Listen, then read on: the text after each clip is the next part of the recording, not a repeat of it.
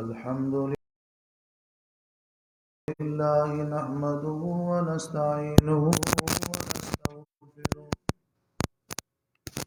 ونعوذ بالله من شرور أنفسنا ومن سيئات أعمالنا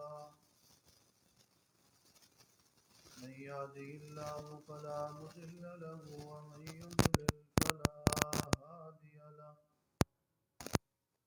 وأشهد أن لا إله إلا الله وحده لا شريك له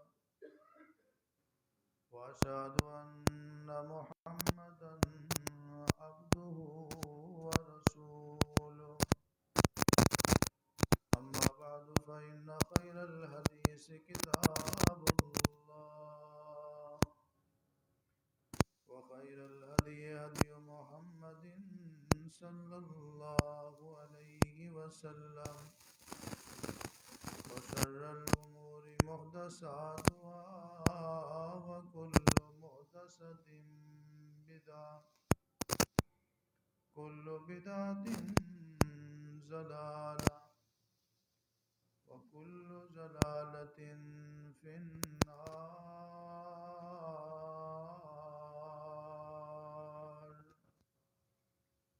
اللهم صل على محمد وعلى آل محمد كما صليت على إبراهيم وعلى آل إبراهيم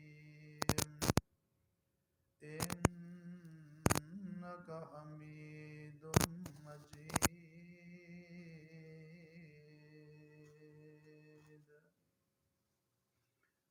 اللهم بارك على محمد وعلى آل محمد كما باركت على إبراهيم وعلى آل إبراهيم إنك حميد مجيد.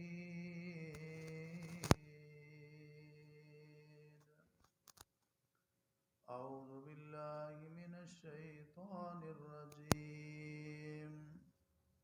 بسم الله الرحمن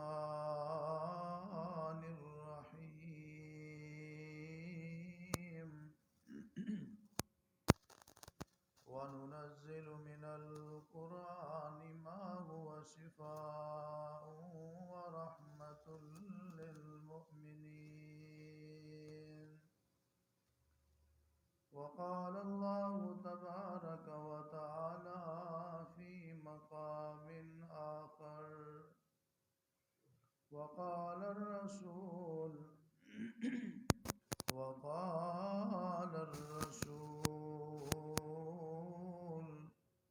يا رب إن قوم اتخذوا هذا القرآن مهجورا.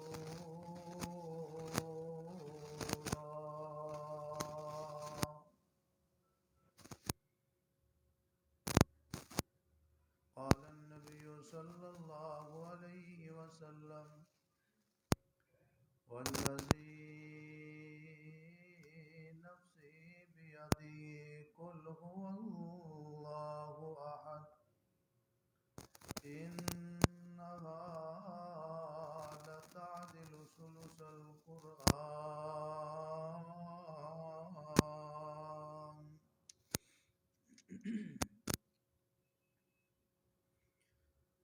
ہر قسم کی حمد و ثنا، کبریائی، بڑائی، عظمت، جلالت اللہ وحدہ لا شریک کی ذات گرامی کے لیے خاص ہے. ان گنت لا تعداد، بے شمار، بے انتہا، بے حد اور بے حساب درود و سلام امام کائنات، سرور کائنات، رحمت کائنات، امام الانبیاء، سید الانبیاء، امام اعظم جناب محمد الرسول اللہ صلی اللہ علیہ وآلہ وصحبہ وسلم کی ذات گرامی پر اللہ تعالیٰ کی رحمت نازل ہوں. صحابہ کرام، اہل بیت اعظام، تابعین، تبع تابعین، محدثین، مفسرین اولیاء کرام بزرگان دین پر کہ جن کی محنتوں، کاوشوں اور قربانیوں سے اللہ کا پیارا دین ہم تک پہنچا۔ رب کائنات ان سب سے راضی ہو۔ واجب الاحترام معزز سامعین کرام، آج کے خطبہ جمعہ میں آپ کے سامنے قرآن کریم کی آخری 3 سورتوں کا ترجمہ، تفسیر اور خلاصہ بیان کروں گا۔ دعا ہے کہ اللہ رب العزت مجھے حق اور سچ بیان کرنے کی توفیق عطا فرمائے۔ سننے اور سنانے کے بعد اللہ رب العزت ہم سب کو عمل کرنے کی بھی توفیق بخشے۔ آخری 3 صورتیں سورۃ الاخلاص، سورۃ الفلق اور سورۃ الناس، یہ بڑی عظیم الشان صورتیں ہیں۔ ویسے تو پورا قرآن عظیم الشان، لا ریب، بے مثل، بے مثال کتاب ہے، لیکن کچھ صورتوں کو اللہ رب العزت نے باقی صورتوں کے مقابلے میں زیادہ فضیلت بخشی ہے۔ ان فضیلت والی صورتوں میں قرآن کریم کی یہ آخری 3 صورتیں بھی ہیں، جن کی عظمت، فضیلت بہت زیادہ ہے، جن کی تلاوت، جن کی قرأت کرنا رسول اللہ صلی اللہ علیہ وسلم کو بہت زیادہ پسند تھا، جن کے فوائد و فضائل خود جناب رسول اللہ صلی اللہ علیہ وسلم نے بیان فرمائے ہیں۔ پہلی سورت سورۃ الاخلاص، یہ ایسی پیاری سورت ہے کہ نبی کریم صلی اللہ علیہ وسلم اپنی عبادات میں، نمازوں میں خاص طور پر اس سورت کی تلاوت کا اہتمام کرتے تھے۔ سید عائشہ رضی اللہ تعالی عنہ بیان فرماتی ہیں کہ رسول اللہ صلی اللہ علیہ وسلم جب فجر کی 2 رکعات سنتے پڑھتے تھے، پہلی رکعت میں سورۃ الکافرون اور دوسری رکعت میں سورۃ الاخلاص، قل هو اللہ احد والی سورت پڑھا کرتے تھے۔ صحابی بیان کرتے ہیں کہ نبی کائنات صلی اللہ علیہ وسلم نے بیت اللہ کا طواف کیا۔ طواف سے جب فارغ ہوئے، مقام ابراہیم کے قریب پہنچے اور وہاں جا کر آپ علیہ الصلوۃ والسلام نے طواف کی 2 رکعتیں ادا کی۔ پہلی رکعت میں سورۃ الکافرون پڑھی سورہ فاتحہ کے بعد، دوسری رکعت میں سورہ فاتحہ کے بعد سورۃ الاخلاص، قل هو اللہ احد والی سورت پڑھی۔ سنن نسائی کی حدیث ہے، رسول اللہ صلی اللہ علیہ وسلم کے بارے میں صحابی بیان کرتے ہیں، آپ جب 3 وتر پڑھتے تھے، پہلی رکعت میں سورۃ الاعلیٰ کی تلاوت کرتے، دوسری رکعت میں سورۃ الکافرون کی تلاوت کرتے اور تیسری رکعت میں سورۃ الاخلاص، قل هو اللہ احد والی سورت کی تلاوت کیا کرتے تھے۔ نبی علیہ الصلوۃ والسلام کے معمولات میں صبح اور شام کے سوتے وقت کے اذکار یہ بہترین معمول تھا، جن کو آپ باقاعدگی کے ساتھ پڑھا کرتے تھے۔ صبح شام کے اذکار میں اور رات کو سونے سے پہلے کے اذکار میں نبی علیہ الصلوۃ والسلام نے سورۃ الاخلاص خود بھی پڑھی ہے اور پڑھنے کی ترغیب بھی دی ہے اور بعض صحابہ کو حکم بھی دیا ہے۔ اس سے معلوم یہ ہوتا ہے کہ یہ سورت بڑی عظمت والی ہے، فضیلت والی ہے۔ جو بندہ اس سورت کو پڑھتا ہے، اس کے مطابق عقیدہ بناتا ہے، اپنا عمل بناتا ہے، اس پر ایمان لے آتا ہے، اس پر یقین رکھتا ہے،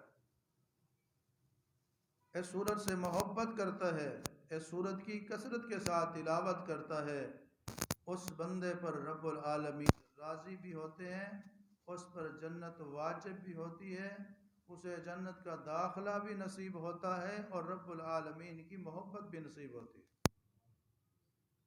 چنانچہ دلائل سنیے، حضرت ابو ہریرہ رضی اللہ تعالیٰ عنہ بیان فرماتے ہیں، میں اللہ کے نبی صلی اللہ علیہ وسلم کے ساتھ جا رہا تھا، راستے میں گلی میں ہم نے ایک گھر سے تلاوت کی آواز سنی، ایک بندہ پڑھ رہا تھا قل هو اللہ احد اللہ الصمد لم یلد ولم یولد ولم یکن له کفوا احد۔ رحمت للعالمین صلی اللہ علیہ وسلم نے جب اس کے گھر سے، اس کی زبان سے قرآن کریم کی سورہ اخلاص کی تلاوت کی آواز سنی، اللہ کے نبی نے فرمایا واجبت، اس پر واجب ہو گئی۔ حضرت ابو ہریرہ کہتے ہیں یا رسول اللہ کیا واجب ہو گئی؟ فرمایا الجنہ، اس پر جنت واجب ہو گئی۔ اللہ کے نبی صلی اللہ علیہ وسلم نے صحابہ کرام کا ایک لشکر روانہ کیا، امیر لشکر، امیر سفر ایک آدمی کو مقرر کیا، راستے میں دوران سفر وہ صحابہ کرام کو نماز پڑھایا کرتے تھے۔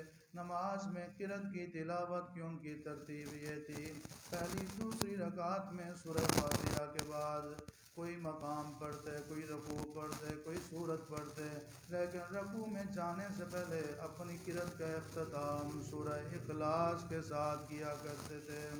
کوئی بھی سورت پڑھنی ہوتی، کوئی بھی مقام پڑھنا ہوتا، ہر پہلی دوسری رکعت میں آخر میں سورہ اخلاص لازمی پڑھا کرتے تھے۔ صحابہ کرام نے پوچھا آپ اس طرح کیوں کرتے ہیں؟ انہوں نے جواب دیا، اللہ کے نبی صلی اللہ علیہ وسلم کے پاس جب صحابہ کرام آئے، انہوں نے آ کر بتایا یا رسول اللہ صلی اللہ علیہ وسلم، آپ نے جو ہمیں امام دیے تھے، آپ نے جو ہمارے امیر مقرر کیے تھے، وہ نماز کی پہلی دوسری رکعت میں سورہ فاتحہ کے بعد کوئی اور سورت کے ساتھ آخر میں سورہ اخلاص ضرور پڑھتے تھے۔ اللہ کے نبی صلی اللہ علیہ وسلم اس بارے میں ہماری رہنمائی فرمائیے۔ رحمت کائنات صلی اللہ علیہ وسلم نے فرمایا سلوہ لأی شیء یصنع ذلک، اس سے پوچھو وہ اس طرح کیوں کرتا ہے؟ اس نے جواب دیا لأنہا صفت الرحمن وإنی احبها، اس نے جواب دیا اس لیے کہ اس صورت کے اندر میرے پیارے رب رحمان کی صفتیں بیان کی گئی ہیں اور میں ان سے محبت کرتا ہوں۔ اللہ کے نبی صلی اللہ علیہ وسلم نے فرمایا پھر اس کو بتا دو جس طرح تو سورہ اخلاص سے محبت کرتا ہے کائنات کا رب ان اللہ یحبہ تیرے ساتھ محبت کرتا ہے۔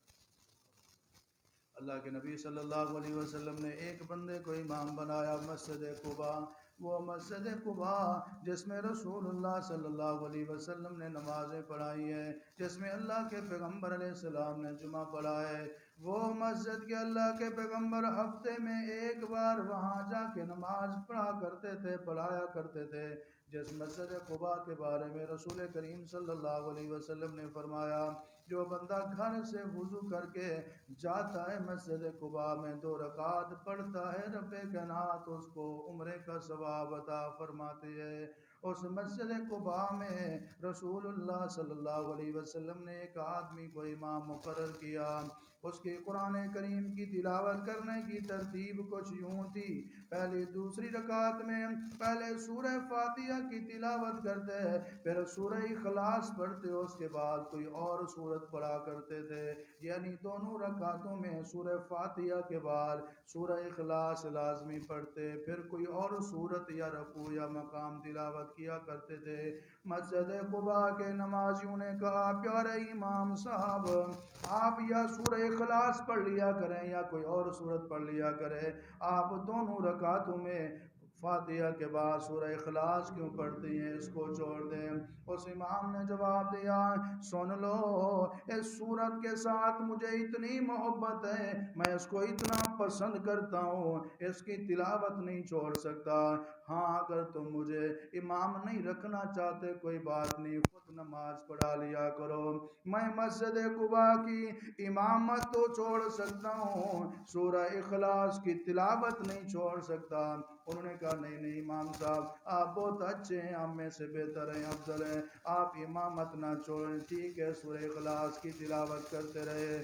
اللہ کے نبی صلی اللہ علیہ وسلم کے پاس آئے، یا رسول اللہ آپ نے جو امام دیا تھا وہ امام تو نماز کی پہلی دوسری رکعت میں سورہ فاتحہ کے بعد سورہ اخلاص کی لازمی تلاوت کرتا ہے۔ اللہ کے نبی صلی اللہ علیہ وسلم نے فرمایا اس سے پوچھو وہ اس طرح کیوں کرتا ہے؟ اس نے جواب دیا اس سورت کے ساتھ مجھے محبت ہے، اس میں رحمان کی صفتیں بیان کی گئی ہیں۔ اللہ کے نبی صلی اللہ علیہ وسلم نے فرمایا ان حبھا ادخلک الجنہ، اگر تجھے سورہ اخلاص سے محبت ہے پھر خوش ہو جا، میں اللہ کا نبی زبان نبوت سے تجھے خوشخبری سنا رہا ہوں، اس سورت کی محبت تجھے جنت میں داخل کروائے گی۔ سورہ اخلاص وہ پیاری صورت ہے، وہ عظیم الشان صورت ہے، اللہ کے نبی صلی اللہ علیہ وسلم نے صورت کو پڑھا ہے۔ معلوم یہ ہوا کہ صورت کا بڑا مقام ہے، عظمت ہے، شان ہے۔ بعض احادیث سے یہ معلوم ہوتا ہے قرآن کریم کا تیسرا حصہ یعنی 10 پاروں کے برابر یہ اکیلی سورۃ الاخلاص ہے۔ جامع ترمذی کی روایت ہے، مسلم کی حدیث ہے، آپ علیہ الصلوۃ والسلام نے صحابہ کرام سے ایک دن وعدہ فرمایا میں عشاء کے بعد آؤں گا اور تمہیں ثلث القرآن قرآن کریم کا تیسرا حصہ تلاوت میں سناؤں گا، تمہیں پڑھ کر سناؤں گا۔ نبی علیہ الصلوۃ والسلام تشریف لائے، صحابہ موجود ہیں، آپ نے پڑھا بسم اللہ الرحمن الرحیم قل هو اللہ احد اللہ الصمد لم یلد ولم یولد ولم یکن له کفوا احد۔ سورۃ الاخلاص کی آپ نے تلاوت فرمائی اور پھر واپس چلے گئے۔ صحابہ حسب سابق پہلے کی طرح انتظار میں بیٹھے ہیں، آج اللہ کے نبی صلی اللہ علیہ وسلم ہمیں قرآن کریم کا تیسرا حصہ تلاوت کر کے سنائیں گے۔ صحابہ انتظار میں بیٹھے ہیں، نبی کائنات صلی اللہ علیہ وسلم کو پتہ چلا، آپ نے فرمایا کیوں انتظار میں بیٹھے ہو؟ انہوں نے جواب دیا یا رسول اللہ آپ نہیں تو وعدہ فرمایا تھا میں قرآن کریم کا تیسرا حصہ پڑھ کر سناؤں گا۔ اللہ کے نبی نے فرمایا میں نے تو اپنا وعدہ پورا کر دیا۔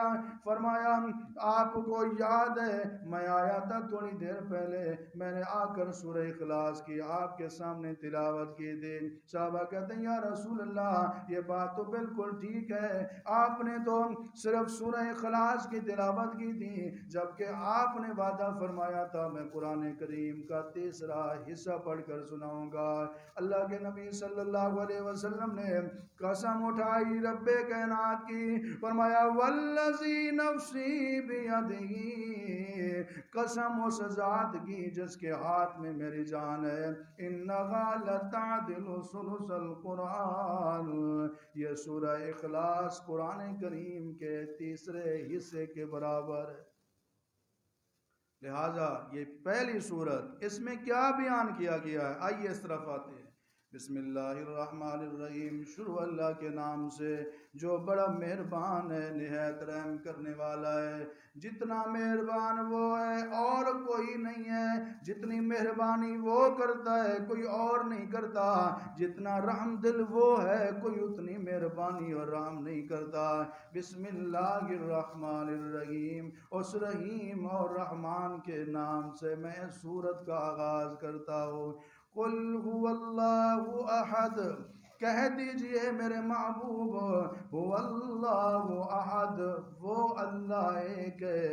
یہ وہ جو ہے بتاتا ہے، کسی نے پوچھا تھا کہ اس کے بارے میں ذرا بتاؤ، مسند احمد کی صحیح حدیث ہے، مشرکین آتے ہیں رسول اللہ کی خدمت میں کہتے ہیں تم جو کہتے ہو تمہارا ایک ہی معبود ہے، صرف اللہ کی عبادت کرو، ذرا اس کا حسب بیان کرو، اس کا نسب بیان کرو، اس کی صفت بیان کرو، اس کا تعارف ہمارے سامنے رکھو، وہ اللہ کون ہے۔ جبرائیل یہ صورت لے کر آ گئے، فرمایا هو اللہ احد، میرے محبوب آپ ان کو کہہ دیجئے وہ اللہ جس کے بارے میں تم مجھ سے سوال کرتے ہو احد، ایک اکیلا ہے، منفرد ہے اور یکتا ہے، اس کا کوئی دوسرا شریک نہیں ہے۔ اللہ الصمد، اللہ بے نیاز ہے۔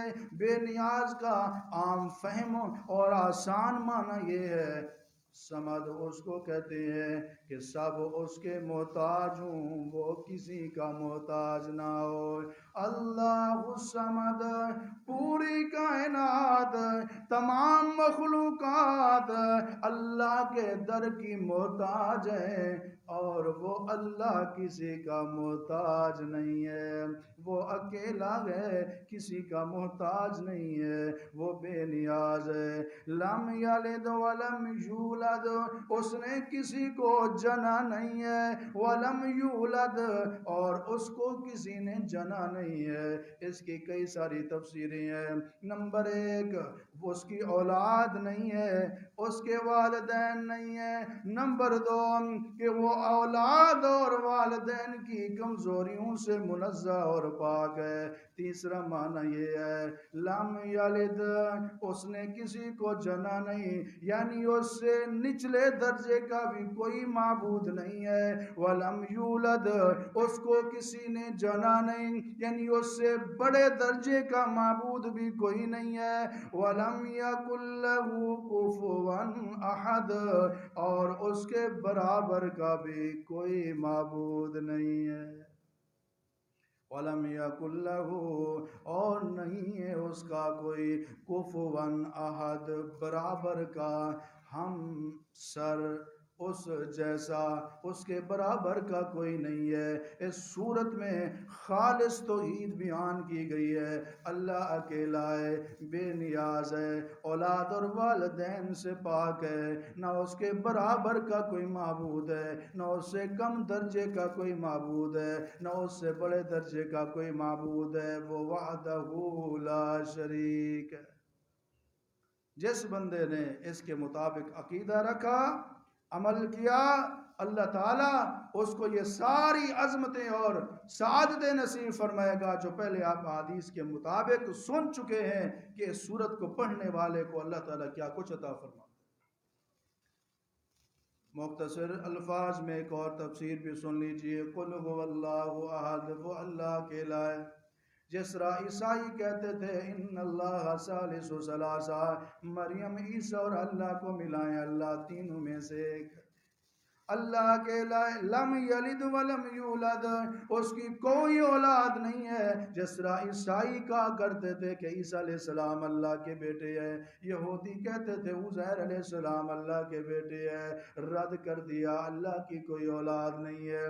بعض مشرکین یہ کہتے تھے فرشتے اللہ کی بیٹیاں ہیں، رد کر دیا، اس کی اولاد نہیں ہے، اس کے والدین نہیں ہے۔ وَلَمْ يَكُنْ لَهُ كُفُوًا أَحَدٌ، اس کے جیسا کوئی نہیں ہے، اس کا ہمسر کوئی نہیں ہے۔ آئیے دوسری صورت، سورۃ الفلق۔ سورۃ الفلق اور سورۃ الناس، یہ دونوں بھی بڑی عظمت والی صورتیں ہیں، بڑے مقام والی صورتیں ہیں۔ نبی کائنات صلی اللہ علیہ وسلم ان کی تلاوت بھی کیا کرتے تھے اور ان کے ساتھ دم بھی کیا کرتے تھے، اور آپ علیہ السلام اپنے اذکار میں جو آپ علیہ السلام کا معمول تھا اس میں بھی ان صورتوں کو لازمی طور پہ روزانہ پڑھا کرتے تھے۔ جیسے معلوم ہوتا ہے یہ دونوں صورتیں بھی بڑی عظمت والی ہیں، بڑی فضیلت والی ہیں۔ امام الانبیاء جناب محمد الرسول اللہ صلی اللہ علیہ وسلم جس طرح سورہ اخلاص کے ساتھ محبت کرتے تھے، سورۃ الفلق اور سورۃ الناس کے ساتھ بھی محبت کرتے تھے۔ آپ علیہ الصلوۃ والسلام نے فرمایا، حضرت عقبہ رضی اللہ تعالیٰ عنہ بیان فرماتے ہیں، اللہ کے پیغمبر علیہ الصلوۃ والسلام نے مجھے بلایا، مجھے فرمایا آج وہ آیات نازل ہوئی ہیں جن جیسی آیات اس سے پہلے دیکھی نہیں گئی، یعنی بے مثل آیات ہے، ان کی مثل کوئی اور دوسری آیات نہیں ہے۔ عقبہ رضی اللہ تعالیٰ عنہ بیان فرماتے ہیں، پھر آپ علیہ الصلوۃ والسلام نے ان دو سورتوں کی تلاوت فرمائی، قل اعوذ برب الفلق قل اعوذ برب الناس۔ ایک اور حدیث سنیے، نبی علیہ الصلوۃ والسلام کے صحابی حضرت عقبہ رضی اللہ تعالیٰ عنہ بیان فرماتے ہیں کہ آپ علیہ الصلوۃ والسلام نے فرمایا کہ سب سے بہتر چیز جس سے پناہ مانگی جاتی ہے، سب سے بہترین تعویذ یہ صورتیں ہیں۔ اس کے بعد آپ علیہ الصلوۃ والسلام نے فرمایا قل اعوذ برب الفلق قل اعوذ برب الناس۔ اس لیے علماء سے جب پوچھا جاتا ہے تعویذ جائز ہے یا نہیں ہے، وہ کہتے ہیں جائز ہے، تعویذ جائز ہے، لیکن جائز کس طرح ہے؟ جس طرح رسول اللہ صلی اللہ علیہ وسلم نے تعلیم دی ہے۔ تعویذ پڑھنا جائز ہے، تعویذ لکھنا جائز نہیں ہے، اور یہ تعویذ بہترین تعویذ سورۃ الفلق اور سورۃ الناس ہے۔ نبی علیہ الصلوۃ والسلام یہ تعویذ خود بھی پڑھا کرتے تھے اور صحابہ کرام بھی پڑھا کرتے تھے۔ اللہ کے نبی سے یا کسی ایک صحابی سے ان تعویذوں کو لکھنا، گھول کر پلانا، گلے میں لٹکانا، مریض کو دینا، یہ کسی حدیث سے ثابت نہیں ہے، یہ رسم ہے، رواج ہے، من گھڑت عمل ہے، اس کا اللہ کے دین کے ساتھ کوئی تعلق نہیں۔ لہذا تعویذ لکھنا ثابت نہیں ہے، تعویذ پڑھنا ثابت ہے، اور یہ وہ تعویذ ہے جو جناب محمد رسول اللہ صلی اللہ علیہ وسلم خود پڑھا کرتے۔ تعویذ کا مطلب یہ کہ ایسی چیز جس کے ذریعے بندہ اپنے آپ کو اللہ کی پناہ میں دے دے، محفوظ ہو جائے، اس کو تعویذ کہتے ہیں۔ امام الانبیاء جناب محمد رسول اللہ صلی اللہ علیہ وسلم انسانوں اور جنوں کی نظر بد سے پناہ مانگا کرتے تھے۔ مختلف قسم کے الفاظ تھے، مختلف قسم کے اذکار تھے، دعائیں تھیں، جن کے ذریعے آپ شیاطین، جنات اور انسانوں کی نظر بد سے بچنے کے لیے اللہ کی حفاظت میں آیا کرتے تھے۔ اللہ کے نبی صلی اللہ علیہ وسلم کے بارے میں صحابہ بیان کرتے ہیں، جب یہ دو صورتیں نازل ہوئیں، نبی علیہ السلام نے ان تمام وظیفوں کو، دعاؤں کو، اذکار کو چھوڑ دیا اور پھر ان دو صورتوں کو پڑھنا شروع کر دیا۔ یعنی آپ نے ان دو صورتوں کو باقی تمام اذکار کے مقابلے میں کافی سمجھا کہ جو بندہ یہ دو صورتیں پڑھ لیتا ہے تو حفاظت کے لیے اور اذکار نہ بھی پڑھے تو یہ دو صورتیں اس کو کافی ہو جائیں۔ امام الانبیاء جناب محمد رسول اللہ صلی اللہ علیہ وسلم کے صحابی حضرت عبداللہ بن حبیب رضی اللہ تعالیٰ عنہ بیان فرماتے ہیں، سردی کی رات تھی، اندھیری رات تھی، ہم نے گم پایا رسول اللہ صلی اللہ علیہ وسلم کو، آپ مسجد میں بھی نہیں تھے، آپ گھر کے اندر بھی نہیں تھے، ہم نے آپ کی تلاش جاری کی، آپ کی تلاش کرتے کرتے مدینہ کے کنارے پر ہم نے آپ علیہ الصلوۃ والسلام کو پایا۔ آپ علیہ الصلوۃ والسلام سے پوچھا کہ یا رسول اللہ، رات کی اندھیری میں، ٹھنڈ اور سردی والی رات میں آپ اکیلے کیسے چلے آئے؟ آپ کو خطرہ محسوس کیوں نہیں ہوا؟ کوئی دشمن آپ کو نقصان پہنچا دیتا؟ اللہ کے نبی صلی اللہ علیہ وسلم نے فرمایا، مجھے کوئی شور سنائی دیا تھا، میں نے کہا مدینہ والے اپنے شاگردوں کو، اپنے صحابہ کو بھی آرام نہ کرو، میں خود جا کے پتہ کرتا ہوں کہ ماجرا کیا ہے اور خطرہ کیا ہے۔ ایسے بہادر نبی، ایسے نڈر نبی جن کو اللہ نے اتنا رعب، اتنا دبدبہ اور اتنا حوصلہ عطا فرمایا تھا، وہ ڈرنے والے، اور آج کے امتی وہ کہتے ہیں ہم اس نبی کو ماننے والے ہیں، اور نبی سب سوئے ہوئے ہیں، وہ گھر سے باہر، مدینہ سے باہر دیکھنے جا رہے ہیں کہیں مسلمانوں کو کوئی خطرہ تو نہیں ہے، کوئی دشمن حملہ تو نہیں کر رہا۔ اور آج کا امتی چھپکلی سے بھی ڈر جاتا ہے، چوہے سے بھی ڈر جاتا ہے، اپنے اندر یہ ڈر کو ختم کرنا چاہیے، حوصلہ پیدا کرنا چاہیے۔ ہمارے نبی ڈرنے والے نہیں تھے، ہمارے نبی حوصلے والے تھے۔ اللہ ہمیں بھی حوصلہ نصیب فرمائے اور ہمیں بھی نڈر بنائے۔ اللہ کے نبی صلی اللہ علیہ وسلم نے فرمایا، میں پتہ کرنے آیا تھا لیکن پتہ چلا پتہ نہیں کوئی آواز کہاں سے آئی تھی، یہاں تو کوئی خطرے والی بات نہیں ہے۔ اس کے بعد حضرت عبداللہ بن حبیب کہتے ہیں اللہ کے نبی صلی اللہ علیہ وسلم نے فرمایا پڑھو، میں خاموش رہا۔ پھر آپ نے فرمایا پڑھو، میں خاموش رہا۔ پھر اللہ کے نبی نے فرمایا پڑھو قل هو اللہ احد اللہ الصمد لم یلد ولم یولد ولم یکن له کفوا احد۔ پھر آپ نے فرمایا پڑھو قل اعوذ برب الفلق من شر ما خلق ومن شر غاسق اذا وقب ومن شر النفاثات في العقد ومن شر حاسد اذا حسد۔ رحمت للعالمین نے فرمایا عبداللہ صبح اور شام 3 بار یہ پڑھا کرو، یہ تمہیں ہر چیز سے کافی ہو جائیں گی، ہر چیز سے، ہر قسم کے نقصان سے، ہر قسم کے شر سے، ہر قسم کے حسد سے، ہر قسم کے نقصان سے، انسانوں کے نقصان سے، جنات شیطانوں کے نقصان سے یہ کافی ہو جائیں گی۔ یہ 3 سورتیں پڑھنا تمہارا کام ہے اور اللہ کی حفاظت پہ تم آ جاؤ گے، ہر لحاظ سے محفوظ ہو جاؤ۔ امام الانبیاء جناب محمد الرسول اللہ صلی اللہ علیہ وسلم ان صورتوں کو خود بھی پڑھا کرتے تھے، صحابہ کرام کو بھی ان صورتوں کو پڑھنے کا حکم دیا کرتے تھے۔ حضرت معاذ رضی اللہ تعالیٰ عنہ بیان فرماتے ہیں اللہ کے نبی صلی اللہ علیہ وسلم نے مجھے بلایا اور مجھے حکم دیا کہ ہر نماز کے بعد میں معوذات کو پڑھا کروں، 3 صورتیں، سورۃ الاخلاص، سورۃ الفلق اور سورۃ الناس کو پڑھا کروں۔ یہ ویسے تو خصوصی طور پر ان کو حکم تھا، باقی ساری امت اس پر عمل کر کے سعادت کو حاصل کر سکتی۔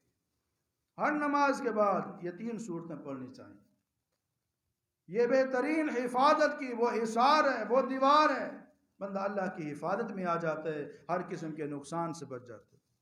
امام الانبیاء جناب محمد رسول اللہ صلی اللہ علیہ وسلم نے ایک مرتبہ صحابہ کرام کو ان صورتوں کی عظمت بتانے کے لیے، ان کی اہمیت بتانے کے لیے ایک مخصوص طریقہ اختیار کیا۔ لوگوں نے پوچھا اللہ کے نبی صلی اللہ علیہ وسلم ہمیں ان 2 صورتوں کے بارے میں بتائیے، ان کی اہمیت کیا ہے؟ آپ علیہ الصلوۃ والسلام خاموش رہے۔ فجر کی نماز کا ٹائم ہے، پہلی رکعت میں اللہ کے نبی صلی اللہ علیہ وسلم نے سورۃ الفلق کی تلاوت کی سورہ فاتحہ کے بعد، اور دوسری رکعت میں سورۃ الفاتحہ کے بعد سورۃ الناس کی تلاوت کی۔ حالانکہ پہلے آپ علیہ الصلوۃ والسلام لمبی لمبی صورتیں پڑھا کرتے تھے، زیادہ آیات والی صورتیں پڑھا کرتے تھے۔ حدیث پاک میں آتا ہے کہ آپ علیہ الصلوۃ والسلام کی فجر کی نماز کا قیام طویل ہوا کرتا تھا، بعض اوقات 60 آیات بھی پڑھا کرتے تھے، لیکن نبی علیہ الصلوۃ والسلام نے اس دن فجر کی نماز میں صرف یہ 2 صورتیں پڑھی اور ان کی اہمیت واضح کر دی کہ یہ چھوٹی صورتیں نہیں ہیں، یہ بڑی بڑی صورتوں کے برابر ہیں، ان کے مقابلے کی صورتیں ہیں، ان جیسی صورتیں ہیں، ان سے فضیلت میں اعلیٰ صورتیں ہیں، ان کو معمولی نہ سمجھنا۔ کوئی بندہ فجر کی نماز میں بھی اگر صرف ان 2 صورتوں کی سورہ فاتحہ کے بعد تلاوت کر لیتا ہے تو وہ بھی ٹھیک ہے۔ اللہ کے نبی صلی اللہ علیہ وسلم ان 2 صورتوں کے ساتھ بڑی محبت کیا کرتے تھے۔ جب بھی آپ علیہ الصلوۃ والسلام کو بخار ہوتا، آپ بیمار ہوتے، ان 2 صورتوں کے ساتھ آپ اپنے آپ کو دم کیا کرتے تھے۔ گھر میں کوئی بیمار ہوتا، آپ ان 2 صورتوں کے ساتھ اس کے اوپر دم کیا کرتے تھے۔ حضرت عائشہ صدیقہ رضی اللہ تعالیٰ عنہ فرماتی ہے جب آپ علیہ الصلوۃ والسلام کی زندگی کے آخری ایام تھے اور آپ علیہ الصلوۃ والسلام کو شدید بخار تھا، آپ کی طبیعت ٹھیک نہیں تھی، آپ علیہ الصلوۃ والسلام یہ صورتیں پڑھ کر اپنے اوپر دم کیا کرتے۔ جب تکلیف بڑھ گئی، تکلیف میں اضافہ ہوا، آپ علیہ الصلوۃ والسلام دم نہیں کر سکتے تھے، پھر میں ان صورتوں کو پڑھ کر اللہ کے نبی صلی اللہ علیہ وسلم کے اوپر دم کیا کرتی تھی۔ اور جب میں یہ صورتیں پڑھتی تھی، اس صورت میں دم کے دوران، کیونکہ جسم کے اوپر ہاتھ بھی پھیرنا رسول اللہ سے ثابت ہے، میں اللہ کے نبی صلی اللہ علیہ وسلم کو ان صورتوں کے ساتھ دم کیا کرتی تھی، کیونکہ اللہ کے نبی کے ہاتھ میں برکت میرے ہاتھ کی برکت سے بہت زیادہ تھی، تو میں خود اللہ کے پیغمبر کے جسم پہ ہاتھ نہیں پھیرتی تھی، دم میں پڑھتی تھی اور ہاتھ رسول اللہ کا پکڑ کے جسم پر پھیرتی تھی۔ تو ان صورتوں کے ساتھ دم کرنا چاہیے۔ بہترین علاج جسمانی بیماریوں کا، روحانی بیماریوں کا ان دو صورتوں کے اندر موجود ہے۔ جس بندے کو ان دو صورتوں کے متعلق علم ہے، پڑھنا آتا ہے، اس کو کسی بابے شابے کے پاس جانے کی ضرورت نہیں ہے، اس کو خود یہ صورتیں اپنے اوپر دم کرنی چاہیے۔ بیوی بچوں کے اوپر، گھر کے افراد پر کوئی بیمار ہو رہا ہے، اس یقین کے ساتھ کہ اللہ کے نبی صلی اللہ علیہ وسلم اسی طریقے سے بیماروں کا علاج کیا کرتے تھے، جب وہ علاج کرے گا مجھے یقین ہے کہ اللہ ان کے ذریعے بیمار کو شفا بھی عطا فرما دے۔ آئیے ان صورتوں میں ہے کیا؟ اس میں اللہ کی پناہ، قل اعوذ برب الفلق، میں پناہ میں آتا ہوں صبح کے رب کی۔ صبح جو اندھیروں کو ختم کر کے دن کی روشنی کو رب لاتا ہے، میں اس رب کی پناہ میں آتا ہوں۔ من شر ما خلق، ہر چیز کے شر سے جو اس نے پیدا کی ہے، یعنی جس چیز میں اللہ نے کوئی شر کا، نقصان کا پہلو رکھا ہے، میں اپنے آپ کو اللہ کی پناہ میں دیتا ہوں کہ مالک مجھے اپنی تخلیق میں، اپنی مخلوق میں جو بھی شر والی چیزیں ہیں ان کے شر سے محفوظ فرما لے۔ وَمِن شَرِّ غَاسِقٍ إِذَا وَقَبَ، اور اندھیری رات کی تاریکی کے شر سے میں پناہ میں آتا ہوں جب وہ اندھیرا پھیل جاتا ہے، چھا جاتا ہے، کیونکہ اکثر جو فسادات ہیں، چوریاں ہیں، ڈکیتیاں ہیں، جنات کا نکلنا ہے، بیماریاں ہیں اور وارداتیں ہیں، وہ اندھیرے میں ہوتی ہیں، اس لیے پناہ مانگی گئی ہے کہ اندھیرے کے شر سے جب وہ چھا جاتا ہے، پھیل جاتا ہے۔ وَمِن شَرِّ النَّفَّاثَاتِ فِي الْعُقَدِ، اور گروں میں پھونکے مارنے والیوں کے شر سے، جب جادو کیا جاتا ہے تو گریں لگائی جاتی ہیں، بالوں کے ساتھ، ہڈیوں کے ساتھ جادو کیا جاتا ہے اور اس جادو کے ذریعے لوگوں کو نقصان پہنچایا جاتا ہے اور اس میں پھونکیں ماری جاتی ہیں۔ اس میں پناہ مانگی گئی ہے کہ شرکیہ دم کرنے والے اور والیاں اور جادو کرنے اور کروانے والیوں کے شر سے بھی میں اللہ کی پناہ میں آتا ہوں۔ وَمِن شَرِّ حَاسِدٍ إِذَا حَسَدَ، اور حسد کرنے والے کے شر سے جب وہ حسد کرے میں اپنے آپ کو اللہ کی پناہ میں دیتا ہوں۔ سورۃ الناس کے اندر کیا بیان ہوا ہے؟ فرمایا قل اعوذ برب الناس، کہہ دیجئے میں پناہ میں آتا ہوں لوگوں کے رب کی، مالک الناس، لوگوں کے بادشاہ کی، الہ الناس، لوگوں کے معبود کی۔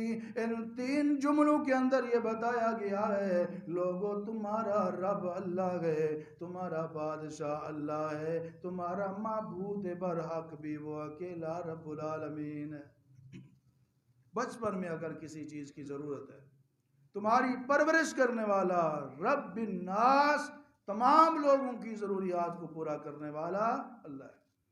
بندہ جب بڑا ہو جاتا ہے، بچپن چلا جاتا ہے، لڑک پن چلا جاتا ہے، جوانی آ جاتی ہے، طاقت آ جاتی ہے، قوت اور صلاحیت آ جاتی ہے، عہدہ آ جاتا ہے، تو مالک الناس، اترانا نہیں، غرور نہیں کرنا، چوڑا نہیں ہونا، رب کی نافرمانی نہیں کرنی۔ تیرے اوپر ایک ذات موجود ہے جو مالک الناس ہے، پوری کائنات تمام لوگوں کا بادشاہ، اس کا حکم چلتا ہے تو اس سے ڈر کر جوانی گزارنی ہے۔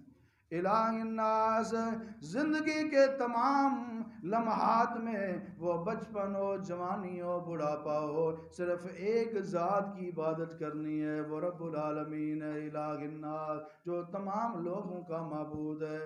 یہ نہیں ہے کہ جو عام لوگ ہیں ان کا وہ معبود نہیں ہے، خاص لوگوں کا معبود ہے۔ جس طرح لوگ کہتے ہیں ہماری اتنی پہنچ نہیں ہے، ہماری فلاں کے آگے ان کی، فلاں کے آگے ان کی دور درگاہ، یہ بات درست نہیں ہے۔ الہ الناس، مولویوں کا الہ بھی اللہ ہے، پیروں کا الہ بھی اللہ ہے، عام لوگوں کا الہ بھی اللہ ہے۔ سب کو اللہ سے مانگنا چاہیے، سب کو اللہ کے سامنے جھکنا چاہیے، سب کو اللہ سے فریاد کرنی چاہیے، سب کو مشکل میں اللہ کو پکارنا چاہیے، اس لیے کہ وہ الہ العلماء نہیں ہے، الہ البزرگ نہیں ہے، الہ الپیر نہیں ہے، الہ الناس المخصوص نہیں ہے۔ الہ الناس وہ تمام لوگوں کا الہ بھی ہے، مشکل کشا بھی ہے، حاجت روا بھی ہے اور معبود بھی ہے۔ من شر الوسواس الخناس، میں پناہ میں آتا ہوں وسوسہ ڈالنے والے کے شر سے، جو وسوسہ ڈالنے کے بعد پیچھے ہٹ جاتا ہے، چھپ جاتا ہے۔ شیطان، ابلیس اور اس کی ذریت، اس کے چیلے جنات میں سے وسوسہ ڈال کے انسان کو گمراہ کر کے پھر پیچھے ہو جاتے ہیں۔ انسان کو برائی پہ لگا کے شیطان کہتے ہیں میرا اس کے ساتھ کوئی تعلق نہیں۔ كمثل الشيطان إذ قال للإنسان اكفر فلما كفر قال إني بريء منك إني أخاف الله رب العالمين۔ فرمایا شیطان کی مثال ایسے ہے، بندے کو وسوسے ڈالتا ہے، اس کو گمراہ کرتا ہے، کہتا ہے کفر کر لے۔ جب بندہ کفر کر لیتا ہے، ناشکری کر لیتا ہے، نافرمانی کر لیتا ہے، کہتا ہے انی بریء منک، میرا تیرے ساتھ کوئی تعلق نہیں ہے، میں تو خود رب سے ڈرتا ہوں۔ من شر الوسواس الخناس، وسوسے ڈالنے والے کے شر سے، جب وہ وسوسے ڈال کر پیچھے ہٹ جاتا ہے۔ خناس کا معنی ہٹ جانا، چھپ جانا، پیچھے بھاگ جانا، حملہ کر کے وہاں سے دور چلے جانا۔ اور شیطان بھی اسی طرح کرتا ہے، حملہ کر کے وسوسے ڈال کے بھاگ جاتا ہے۔ ایک تفسیر اس کی یہ ہے۔ دوسری تفسیر یہ کہ جب بندہ اللہ کے ذکر سے غافل ہو جاتا ہے، شیطان اس کے دلوں میں وسوسے ڈالتا ہے، اس کو گمراہ کرنے کی کوشش کرتا ہے، وہ وسوسے ڈالتا ہے۔ بندہ اگر اللہ کا ذکر کرتا ہے، قرآن کی تلاوت کرتا ہے، اللہ کو یاد کرتا ہے، اس اللہ کے ذکر کے اثر کی وجہ سے یہ شیطان خناس ہو جاتا ہے، دور ہو جاتا ہے، واپس پلٹ جاتا ہے، پسپا ہو کے واپس پلٹ جاتا ہے۔ الذی یوسوس فی صدور الناس، وہ جو لوگوں کے سینوں میں وسوسے ڈالتا ہے، حالانکہ وسوسوں کا مقام اور جگہ دل ہے، سینہ نہیں ہے۔ سینہ کیوں کہا گیا؟ اس لیے کہ جب ایک مکان کے اندر ایک صندوق پڑا ہے اور صندوق کے اندر خزانہ ہے، اگر وہ مکان محفوظ ہے تو وہ صندوق بھی محفوظ ہے۔ اس لیے کہا گیا جو لوگوں کے سینوں میں وسوسے ڈالتا ہے، سینہ یہ صرف مخصوص مقام کا نام نہیں ہے، اس کا کافی حجم ہے، باقی چیزیں بھی آتی ہیں۔ جب سینہ محفوظ ہوگا تو پھر دل آٹومیٹکلی محفوظ ہو جائے۔ من الجنت والناس، جنوں میں بھی وسوسے ڈالنے والے ہوتے ہیں اور لوگوں میں، انسانوں میں بھی وسوسے ڈالنے والے ہوتے ہیں۔ جنوں میں وسوسے ڈال کر بندے کو جو بہکاتے ہیں ان سے بھی میں اللہ کی پناہ میں آتا ہوں، اور لوگوں میں بھی جو لوگ شریر ہیں، حاسد ہیں، شرارتیں کرتے ہیں، الٹی سیدھی باتیں کر کے، وسوسے ڈال کے، ذہن بنا کر بندے کو گمراہ کرنا چاہتے ہیں، بندے سے نافرمانی کرنا چاہتے ہیں، بندے سے شرک کروانا چاہتے ہیں، بندے سے کفر کروانا چاہتے ہیں، ان کے شر سے بھی اللہ کی پناہ میں آ۔ مختصر وقت میں میں نے آپ کے سامنے قرآن کریم کی آخری 3 صورتوں کے فضائل، ان کا ترجمہ، ان کی مختصر تفسیر اور تشریح آپ کے سامنے بیان کی ہے۔ اللہ سے دعا ہے کہ اللہ رب العالمین ہم سب کو اس پر عمل کرنے کی توفیق عطا فرمائے۔ آخری حدیث جو ان تینوں صورتوں کے متعلق ہے، امام الانبیاء جناب محمد رسول اللہ صلی اللہ علیہ وسلم کی پیاری بیوی سیدہ عائشہ رضی اللہ تعالیٰ عنہ بیان فرماتی ہیں، اللہ کے نبی صلی اللہ علیہ وسلم رات کو جب سونے کا ارادہ فرمایا کرتے تھے، آپ بستر پہ تشریف لاتے، سونے سے پہلے آپ علیہ الصلوۃ والسلام ان 3 صورتوں کو حفاظت کے لیے پڑھا کرتے تھے، اور طریقہ کار کیا ہوا کرتا تھا، آپ علیہ الصلوۃ والسلام اس طرح اپنی ہتھیلیوں کو ملایا کرتے تھے جس طرح دعا کا انداز ہوتا ہے، پھر آپ پڑھتے تھے قل هو اللہ احد پوری صورت، قل اعوذ برب الفلق پوری صورت، قل اعوذ برب الناس پوری صورت، پھر آپ اپنی ہتھیلیوں میں پھونک مارا کرتے تھے، پھر آپ اپنے چہرے کے اوپر، اپنے سر کے اوپر اور جسم کے جہاں جہاں جس جس حصے تک ہاتھ پہنچتے تھے، رحمت للعالمین اپنے جسم کے اوپر ہاتھوں کو پھیر لیا کرتے، ایک بار ایسے کرتے، پھر دوبارہ اسی طرح تھیلیوں کو پھیلا کر یہ 3 صورتیں پڑھتے، پھونک مارتے، سارے جسم پہ ہاتھ کو پھیر لیتے تھے، اور پھر تیسری مرتبہ بھی اسی طرح دم کیا کرتے تھے۔ اس نبی کو ماننے والے نبی کے سچے امتیوں، اگر آپ کو بھی ہر قسم کی تکلیف سے حفاظت چاہیے ہو، رسول اللہ کا یہ طریقہ اپنائیں، اور اس طریقے میں یہ تینوں صورتیں ہیں، سورۃ الاخلاص، سورۃ الفلق، سورۃ الناس، وآخر دعوانا الحمدللہ رب العالمین۔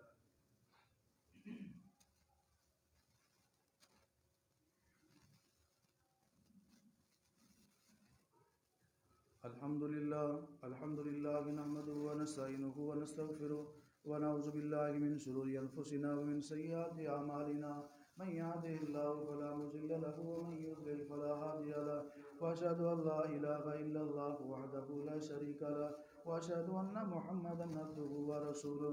اللهم صل على محمد وعلى ال محمد كما صليت على ابراهيم وعلى ال ابراهيم انك حميد مجيد، اللهم بارك على محمد وعلى ال محمد كما باركت على ابراهيم وعلى آل إبراهيم إنك حميد مجيد، اللهم اغفر لنا وللمؤمنين والمؤمنات والمسلمين والمسلمات الأحياء منهم والأموات، سبحان ربك رب العزة عما يصفون وسلام على المرسلين والحمد لله رب العالمين۔